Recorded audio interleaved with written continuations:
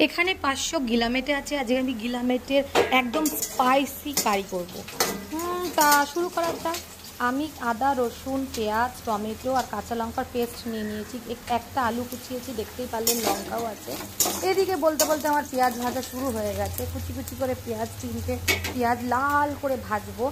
ভাজা চলছে প্রায়। এবার ভাজতে ভাজতে ভাজতে ভাজতে যখন ব্রাউনি কালার হয়ে আসবে, তারপরে কি করব, তারপরে দেবো আমরা আদা রসুন পেস্টের মশলা। এই মশলাটা আমি ঢেলে দেবো। একটুখানি আজকে কষিয়ে কষিয়ে করবো, লাল লাল ধরনের। এবার এইটা একটু নাড়াতে নাড়াতে একটুখানি যখন গ্রেভিটা শুকনো হয়ে আসবে, তখন এর মধ্যে আমি দেবো হলুদ, নুন, শুকনো লঙ্কার গুঁড়ো, এই যে হলুদ, এরপরে দেবো নুন আপনারা স্বাদ মতন দেবেন। এখানে হিমালয়ের পিঙ্ক সল্ট দিয়েছি। এবার চিনি দিলাম।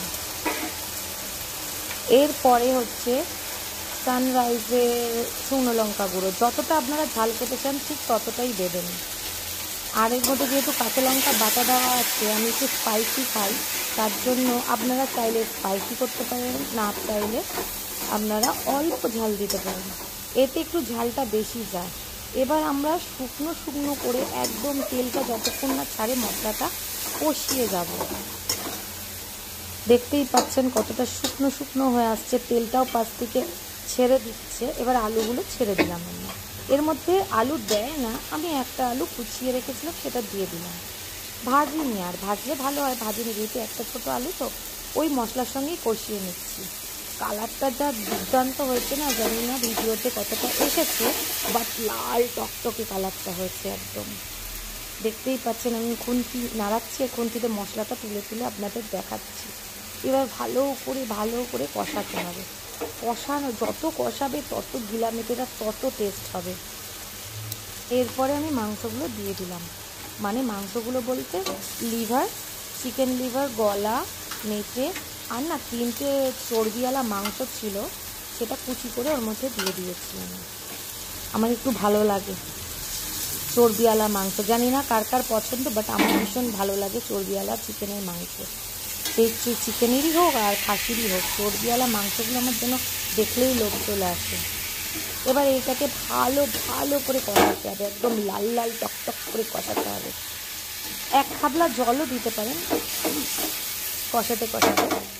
আর পুরোপুরি ভাজাটা চলবে একদম তেলের ওপরে।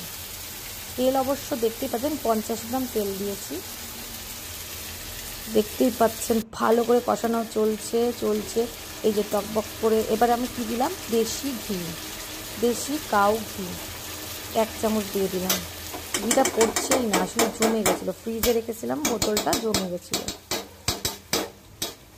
আমার কাছে গরম মশলা নেই, তাই গরম মশলা দিতে পারিনি। গোটা গরম মশলা একটু ঠুকে দিলে ভালো হয়। আপনাদের বাড়িতে থাকলে অবশ্যই গরম মশলা একটু ঠুকে ভালো করে, এলাচ থাকলে দারচিনি লবঙ্গ দিয়ে দিলে সেন্টটা ভালো আসে। আমার কাছে ছিল না বলে আমি দিতে পারিনি। দেখতেই পাচ্ছেন কষিয়ে যাচ্ছি। আর হ্যাঁ, চিনি, নুন আর লঙ্কা এই 3টে কিন্তু আপনারা বুঝে দেবেন আপনাদের স্বাদ অনুসারে। আর চাইলে একটু সামান্য ধনে গুঁড়ো, একটু জিরে গুঁড়ো দিতে পারেন। দেখতেই পাচ্ছেন তেলটা প্রায় ছেড়ে এসছে। এই যে কষাতে এই অংশে চলে এসছে, দেখতেই পাচ্ছেন পুরো কালচে লাল হয়ে গেছে। ভীষণভাবে কষিয়েছি। মধ্যিখানে আমি 1 খাবলা জলও দিয়ে কষিয়েছিলাম। ওটা অবশ্য আমি রান্না করতে ফোন ধরে একা করছিলাম তো দেখাতে পারিনি, বাট 1 খাবলা মতন, মানে 1 খাবলা বলতে এই যে, হ্যাঁ এই তো দেখাচ্ছি, সরি। এই যে মশলা ধোয়ার বাটিটা আমি একটুখানি দিয়ে জাস্ট ওর মধ্যে আমি দিয়ে দিয়েছি। দিয়ে তেলের ওপরেই কষাতে হবে। যত কষাতে হবে তত টেস্ট হবে। এখনও কষানো চলছে দেখতেই পাচ্ছেন। এরপরে আমরা এটাকে আরেকটু কষানোর পর আমি এটাকে নামিয়ে নেব। আমার মতন কার কার পছন্দ এরকম গিলামিতে খায় আমি জানি না, বাট অনেক লোকই খায় গিলামিতে নিয়ে এসে বেশ রসিয়ে কষিয়ে। ভাবলাম আমি আমার মতন রেসিপিটা আপনাদের সঙ্গে শেয়ার করি, হ্যাঁ তাই জন্য শেয়ারটা করলাম। দেখতেই পাচ্ছেন কীরকম কালচে লাল লাল হয়ে গেছে, পুরো তেল আর ঘিয়ের ওপর কষিয়েছি। এটা খেতে অমৃত পুরো। দেখেই বুঝতে পারছেন। এবার কাঁচা লঙ্কাগুলো ছেড়ে দিলাম লাস্টে ছাড়লাম এই জন্য, কেন আমাদের বাড়ির লোক অত ঝাল খেতে ভালোবাসে না। রান্নাটা আমার শেষের পথে, এই জন্য লঙ্কাগুলো দিয়ে দিলাম। এরপরেই আমি বাটিতে নামিয়ে নেব। আর আপনাদের ভালো লাগলে অবশ্যই লাইক, শেয়ার অ্যান্ড কমেন্ট করবেন, তাহলে আরও আমি নানা ধরনের ভিডিও আপলোড দেবো আপনাদের রান্নার বিভিন্ন ধরনের। দেখুন কত সুন্দর লাগছে, রুটি দিয়ে খান, পরোটা দিয়ে খান, ভাত দিয়ে খান, এখন অমৃত, জাস্ট ফাটাফাটি। কেমন লাগলো অবশ্যই জানাবেন।